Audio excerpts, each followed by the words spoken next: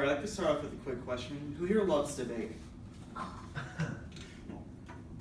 All right, well, whether you, during the busy holiday season, bunch of gingerbread men and cookies, or you're baking a cake or pie in the middle of July, I would like to say that one of my favorite treats that I've recently just learned how to make is called kladdkaka.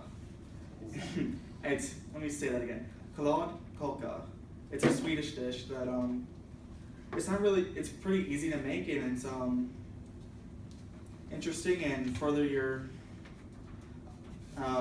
interest in baking. Said that twice. So there's not much history I can really say that I've researched. Well, I have researched, but I couldn't find much information. Is that I would say that it started the recipe maybe the 1600s, because one of the main ingredients, vanilla extract, wasn't introduced into Europe until the 17th century when Queen Elizabeth I, she used it from, well, it's a funny term, sweetmeats, which is another word for confectionery, which is another word for candy. I don't know why it's sweetmeats, but in English, kladdkaka literally translates as sticky cake. And sticky cake, and it's usually chocolate. There's really no other flavor. It's usually served in chocolate, and it's usually served at home. You make it at home because it's a simple recipe, or it's served at cafes during feka. Now, feka is what they describe as more than a coffee break. It's more about socializing and like sitting around at a cafe, talking to each other, knowing each other. And the funny thing is that they drink more coffee. The Swedes drink more coffee than us.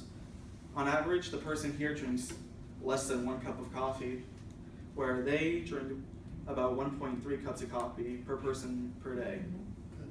And they consume 86 grams of sugar daily and 80 grams of fat, where we consume more sugar, but they consume more fat daily in the US.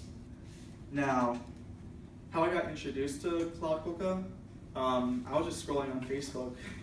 Just there's videos, like if you see like things like Tasty, like that Facebook page, and they showed a recipe of kladdkaka, and I mean, it looked easy to make, just butter, flour, cocoa powder. Why not give it a try? So I did, and the first time I did it, complete disaster.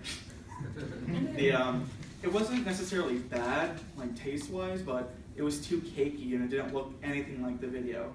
So I thought to myself, if I put a bit more sugar in it and cut half the butter, then maybe I could get that consistency of gooiness. And so I did. And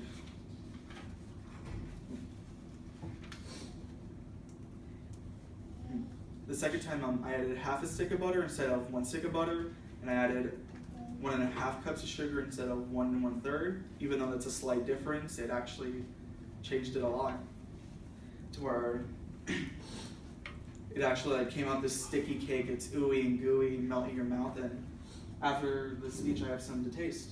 But how to make it? So what you want to do? Not yet. I said till the end. Surprise.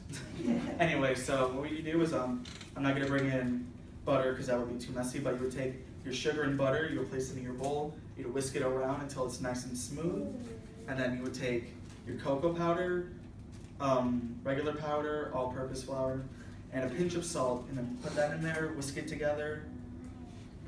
Oh, I forgot the sugar and eggs.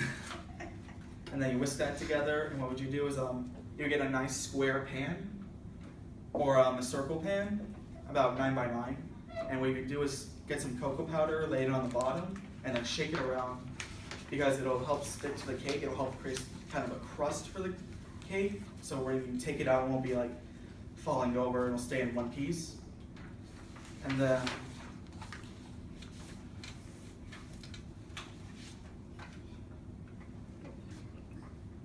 after that, you place the mixture in the bowl for 20 minutes. And then see what, it's not really like a cake where like if you stick the fork in the middle, it's gonna be like perfectly clean. What you wanted to do is around the edges, you kind of want it to be clean, but in the middle, you still want a little bit of gooiness. So that way, when you take it out of the oven, you let it cool for 20 minutes, it'll solidify and it'll become more solid to where you can actually pick it up and eat it. And if you can show, you already have it up there. Yeah. See, that's what it looks like when you take it out of the oven.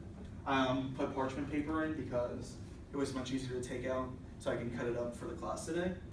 And from here, you see we're gonna stab the fork a couple times, but when you naturally let it cool and you see like these cracks, that's what you want to happen, because once it cools down, the top layer should be kind of solid, but the bottom is, that's when you can tell like it's nice and gooey and it's gonna be great.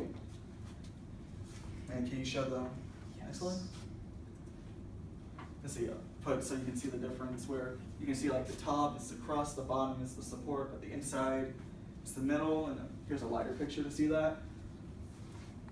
And Polka is one of the easiest recipes I've ever got to make.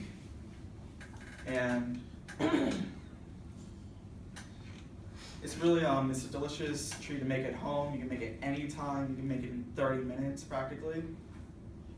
But by doing this, it really starts your interest in baking and starts furthering your knowledge on how to bake and different recipes. Like, I try to follow the recipe I found online that didn't work, so I started experimenting with myself.